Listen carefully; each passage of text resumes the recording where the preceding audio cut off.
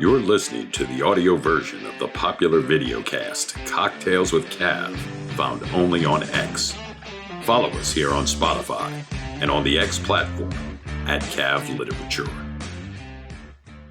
How is everybody doing tonight? Episode 8 about to go down. I'll tell you what, the show has been growing so great. I got to thank everybody out there. A lot of great guests lined up for the rest of the entire month of December, so you're going to want to stick around, follow, subscribe, hit that bell for notifications so you never miss a show. Just going to be a great month leading up to Christmas. And again, I have to thank everybody out there. It's just been having so much fun. I'm telling you, we've been having a great time. Tonight's show's cocktail for me. Anybody who's followed along on the episodes knows I had my Crown at 7 again tonight. That's my favorite drink. And Crown, if you're listening, you're going to have to become a sponsor. I'm telling you. You have to become a sponsor. Oh, geez. Well, I tell you, before we get started, look, just a little quick housekeeping. Please, as always, we'll keep the QR code up all show if you want to support the show so we can keep bringing you great authors, entertainers, and artists with these shows we've just been having so much fun with. Just hit the QR code, take you straight to buymeacoffee.com, and you can buy us a cheap cup of coffee to help support the show. It would go a long way. We'd certainly appreciate it. And, you know, like I always say, it's not even that expensive. Name on the cup coffee with the mocha chocolate latte or whatever. This cheap gas station coffee. That's all it costs to support the show. If you feel like heading to buymeacoffee.com, and we'd appreciate it. And hey, if you really want to get crazy supporting the show, check out our merch. I'm telling you, we have all kinds of great stuff for you. T-shirts, heck, I tell you what, T-shirts, cups, coffee mugs. We just got great stuff, I'm telling you. You need to just come on over and support the show and buy some merch with the logo on it. But, oh, geez, I tell you what, enough goofing off. Let's get to tonight's show with our incredible guest. We come to you from San Diego, California, beautiful San Diego, California, with our great guest. He's a blogger, a reviewer. He's well-traveled, digs deep into locations for things he reads. It's just a whole great thing he has going with this blog and does some incredible work. Please help me welcome to the stage blogger and reviewer David Dunham. How you doing, Dave? Thanks for joining us for today's show, man. Appreciate you coming on. Great to be here.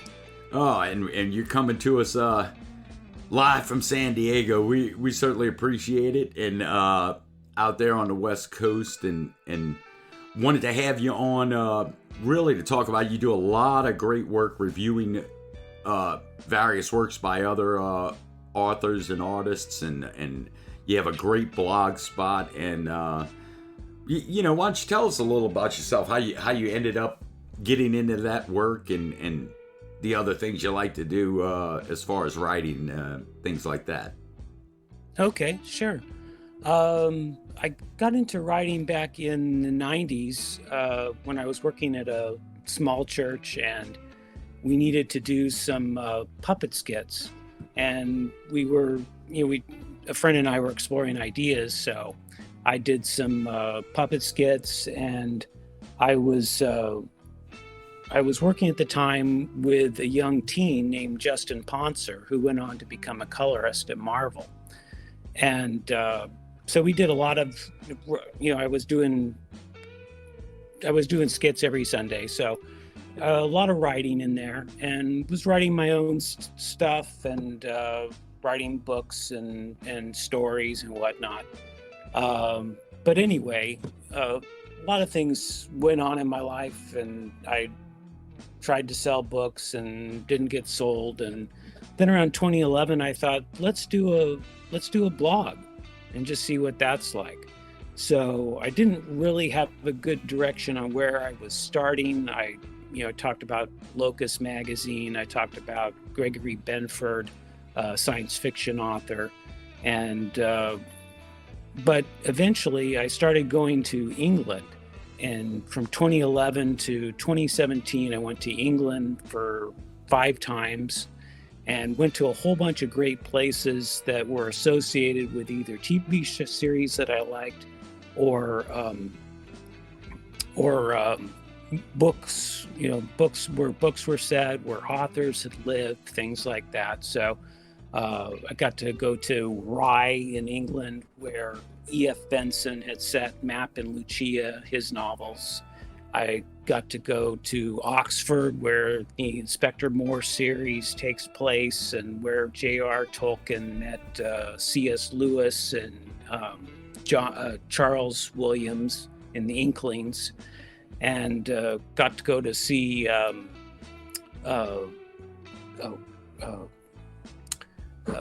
All Creatures Great and Small, James Herriot, his hometown of Thirsk, and got to see where The Prisoner was filmed in Wales, and just a whole bunch of great places. And all of these things then provided fodder for my blog. For example, I was in 2015. I'm sorry? Oh, no, I didn't mean to cut you off. I was just saying, I could see it giving you a lot of material to write for, on the blog. All that traveling. And one thing would lead to another, because I'd be doing, say, the Agatha Christie thing in 2015, where I went around Devon in England. And researching Agatha Christie led me to Baroness Emma Orczy, who was writing around that. I think she had come before Agatha Christie. She was an inspiration. So I started reading all of her stuff, which is incredible. But so many great authors. I visited their places. Some that you would never hear of, like Charles Kingsley these days. He wrote a novel called Westward Ho, which at the time was so big in England that people came to the hometown of Amyas, the character in Westward Ho, and it's a town called Bideford that you can visit in Devon. And they have a big statue there of Charles Kingsley, and all of the businesses there. A lot of the businesses have references from his novel on the names of taverns and of other public buildings. And so many people descended on this town that eventually they made another little seaside resort called Westward Ho, with an exclamation point at the end. And it's one of like 2 towns in the world that has an exclamation point in it. That's crazy. Cool. Yeah, and that's I tell you, well, how's I know when you talk about Dragon's Cash, I mean, you have a plethora of reviews and things you work on, and it's just a really great site with a lot of work you do, and I could see that traveling just making some of the reviews interesting too. How's the blog doing anyway? I mean, are you doing well with it, or?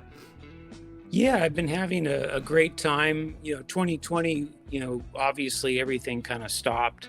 No traveling and all of that. So I got into reviewing comics for Valiant Comics for a while, and was doing that for 2 years. But they were kind of struggling because the Bloodshot movie with Vin Diesel opened on the weekend that Governor Newsom in California said, we need to shut everything down. So I didn't even get to see it in the movie theater. And that's, I don't know what they spent, tens of millions of dollars.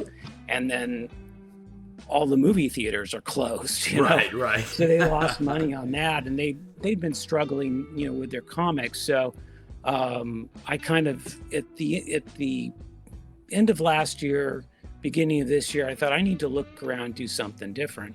And I found a site called Comic Book Dispatch, where I was able to hook up and start reviewing Marvel and Image and IDW and Dynamite, Dark Horse, Boom, all the big, indies, as well as Marvel. So I was doing that.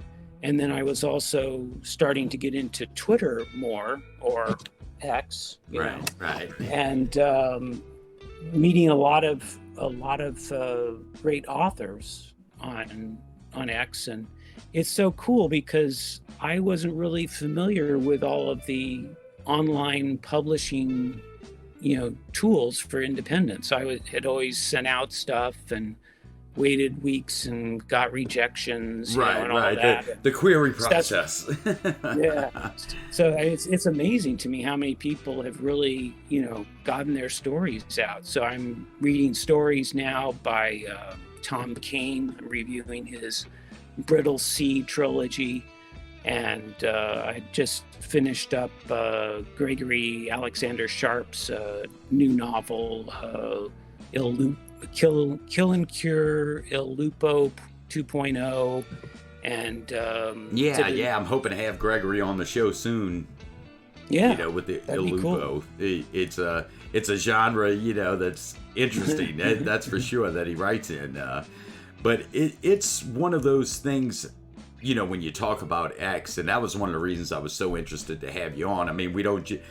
The show here just we try to help all our hardworking indie entertainers and authors and artists, and because there's so many advantages to being independent, and of course there's always the problems because you don't have the big marketing department drive, and it's on you as an independent artist and author, and that was one of the things that interested me about having you on was your help with indie authors writing and reviewing, because those are all things that go into a regular legacy publisher marketing department, but independents have that as well, and X is a great platform for that, I've found anyway.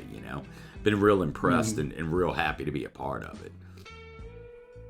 Yeah, it's cool to be able to review things that people that are happening now, and that people actually care about wanting to get out there, because as an author, I know that you want to connect with an audience.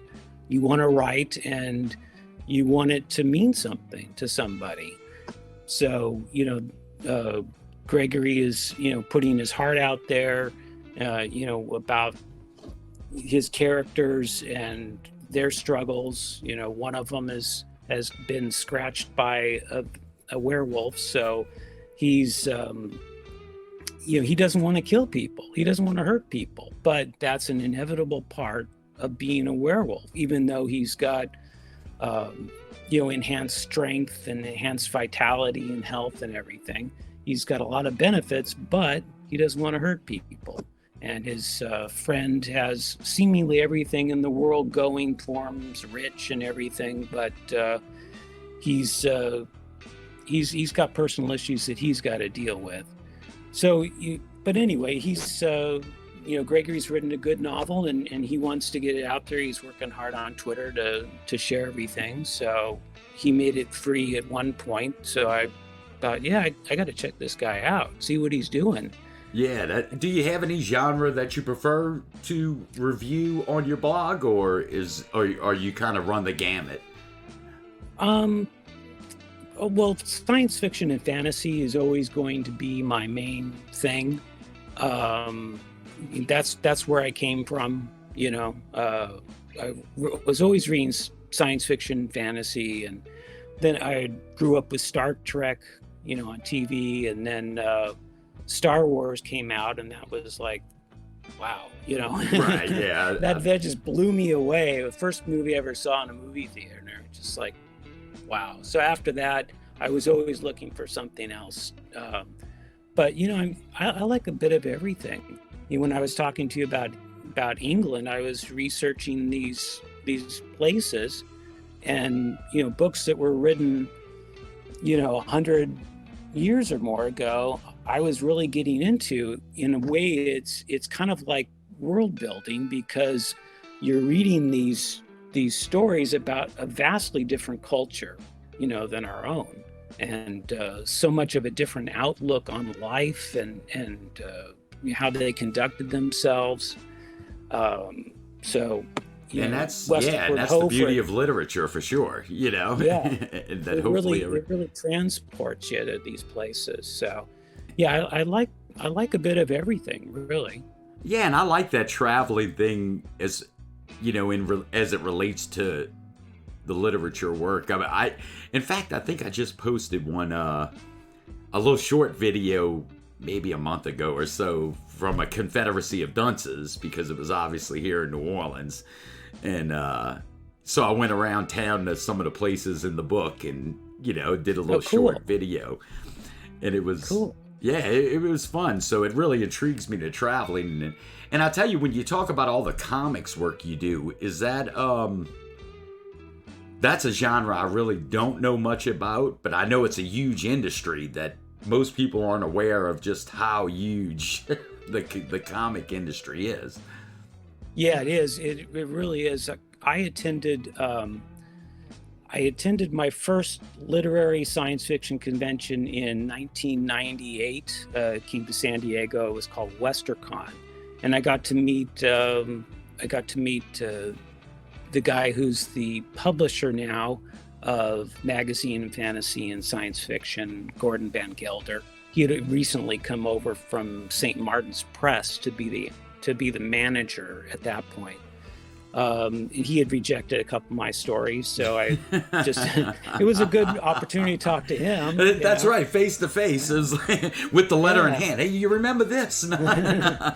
He actually, typed me a nice little letter, said thank you for it. But yeah, I attended conventions between 1998 and 2013 was my last one, when I went to England to the World Fantasy Convention. And that was a fairly big, for a science fiction fantasy literary convention. That's pretty big. I've never been to anything like Worldcon. I mean, I've been to Worldcon, but I haven't been to DragonCon, which is really big in Atlanta. They do that every year. But I attended my first comics convention in 2011, 2012. It was called Stan Lee's Comikaze in Los Angeles. It's now LA Con, I think they call it. But then I got in contact with Justin because I was getting into Facebook at that time. We connected, and he sent me a whole big box full of Ultimate Spider-Man comics that he had been working on, as well as some other things. So that kind of the LA Con just kind of blew me away because it was such a big exhibit hall. I'd never been to a big exhibit hall like that. It was full of so many people doing so many different things, all wrapped under the umbrella of the comics. They even had people playing the Quidditch. They had these people playing Quidditch there. Yeah. Oh, that's amazing. It is, and it's just like I said, when we have the Comic Cons and things like that come to town here in Louisiana, it's really, like I said, it amazed me just the scope of the industry. And are you shifting more towards just indie reviews, or do you do most of your work through the major comics and things like that?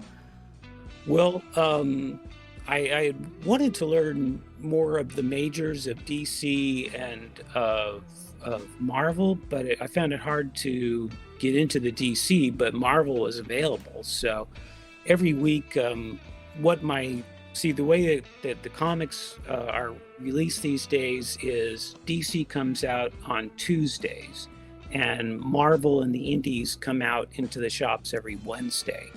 So I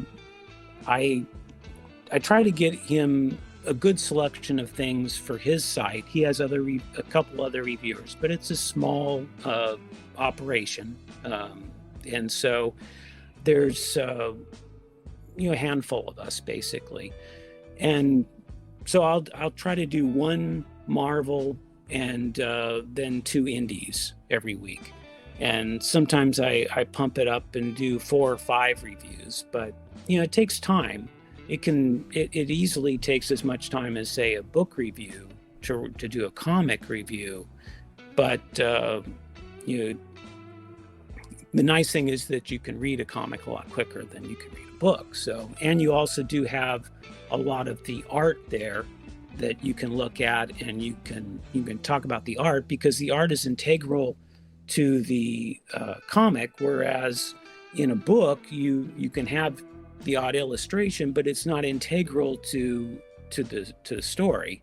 The story, you'd be reviewing the story based upon the characters, the content, the feel of the flow of the language, and of course, how it spoke to you. So a comic is different. You have more visual cues on what you're doing, and it's a totally different experience. There's every different there's TV and movies and comics and books. They're all so different. And in fact, I just recently reviewed my first children's book. For some reason, Dynamite sent that out through an imprint called Curiosity Books. So I reviewed a book there called Mr. Zip's Windy Day, which I posted on my blog today. So a lot of fun stuff. Yeah, and I tell you, your blog is just amazing, and like you said, the work that goes into reviewing, it's all part of sort of what we mentioned a few minutes ago. For the indie author and artist, and that it's part of that huge marketing department that you don't have available, not being with a legacy publisher. But on the plus side, you're doing your own marketing instead of writing query letters, like you said, and waiting weeks to get rejected. It's and I've had a lot of talk with indie authors and artists, and the main thing is just to get out there and get your work done, and it's really more of a free market kind of thing. And so if authors, is there a specific way you select the work and reach out to the authors, or do they reach out to you and you accept things? How do you do your work? Generally speaking, I've always been kind of just a intuitive reader. I just whatever. I've got so many books at home that I've probably never read, but they always attracted me in some way. I wanted to read it, but at a certain point, I'd finish a book and I'd say, what do I feel like reading now? And I'd go and look at my bookshelf and see what's there. And, initially, there were, on Twitter, there were just a lot of people that were talking about their books. And so, as I went through on the writer's lift, I'd go and check out their books, on Amazon and what things. And Tom Kane had his first book for free, and which was about a lady from the Ukraine who travels to the U.S. on the Titanic, and then she ends up being saved by this gentleman who's he's basically running a cargo ship, and he saves her, but she's lost her memory. And that was free, so it was interesting to me. I liked the historical, aspect of it, and I liked the whole connection with the Titanic. That's a big thing in literature, and so I read that. I enjoyed it, and Tom actually reached out at one point to me and said, you've been talking about the Brittle Sea a lot on X. You want to read these other ones? I said, sure. Sounds good. Awesome. Yeah. Do you do any great reviews on your blog of like great interview shows like Cocktails with Cav or something like that? Or I haven't really done a whole lot with TVs or podcasts or anything like that, but it's I mean, it's hard to know what I'm. The blog's kind of evolved as it's gone on, for a long time there, I would get comments from one guy in England who really liked the historical stuff that I was talking about. Right. He was like, but most of the time, I don't really get a whole lot of feedback on things. I think my biggest post is where I went to the house, which is supposedly where Gene and Lionel live, in a TV show called As Time Goes By that was in England. And I get tons of people that, just look at that and they love that because they love the show. So they connect with it that way. Oh, but these days I'm kind of like exhausted sometimes by how many comics I do. right. And I don't get around to reviewing every single book that I read, although I'd like to. But I am reading a lot more, transitioning to reading a lot more of the authors who have made their books free, who are on X, who I regularly chat with. It's like, yeah, I definitely want to check them out and, see what they're doing. And it's great to learn about them and what their passion is. And so it's great to be able to check out what they're doing. Oh, that's amazing. Well, yeah, David, look, I tell you, I really appreciate you coming on. It's not a world, the world of the reviewer and the blogger that a lot of people get are aware of, and I'm glad you could come on and explain a lot of it. And I tell you, if you want to reach out to David, by all means, please follow him on X. Great member of the writing community and Writers Lifts, and David Dunham, DC. His screen name's right there on the screen for you. Please go follow him on X, and by all means, I always have a backwards camera problem. By all means, please go check out his great blog, Dragon's Cash, and the QR code right up at top will take you straight to it. And as well as we'll provide some links in the comments in case you're not QR code savvy. But and Dave, please, is there anything else you're into that we should know about, and get a scoop on Cocktails with Cav that you're into that we could push for you? Any new writing? Well, I'll tell you, I got an email earlier this week from somebody that I'd never heard of, some company that does these, they do these online book tours, I guess they call them, where it's basically a promotion. And they send you a book, and you contract with them to drop the review on that specific day. So I've signed up with them. I haven't even looked at the book yet. Supposedly the author is a Kirkus 100 author. So I'm familiar with science fiction, fantasy, and horror, and Locus Awards, and Dragon Con, World Con, but I'm not familiar with Kirkus, so I'm not sure what that is. But it sounds like it's global warming, technological thing. But anyway, I'll be diving into it at a certain point, and I've scheduled that book for. I've committed to scheduling it for January 10th, so you can look forward to that and see what it is. And supposedly other people will be, promoting it too. So we'll see how that goes. Oh, amazing though. Yeah, and just like I said, there's this network going on for independent creators that I think people need to start paying attention to. That's for sure, because it's a viable option nowadays. The technology's evolving so fast, exponentially fast, as it were. But Dave, I really appreciate you coming on and explaining. And we definitely will look out for your new connection that you have going on with reviewing in your blog. So ladies and gentlemen, please follow Dave over on X, David Dunham DC, and as well as just check out his great blog, Dragon's Cash, and his work going on. And we certainly appreciate you coming on, Dave. Well, thank you. It's a pleasure to be here. Awesome. All right, man. And what was your cocktail of the day for Cocktails at Cav?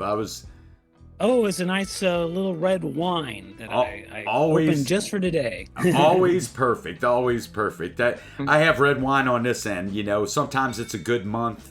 Sometimes it's a good year. Depends on how well the show goes. But Dave, again, cheers, man. Cheers.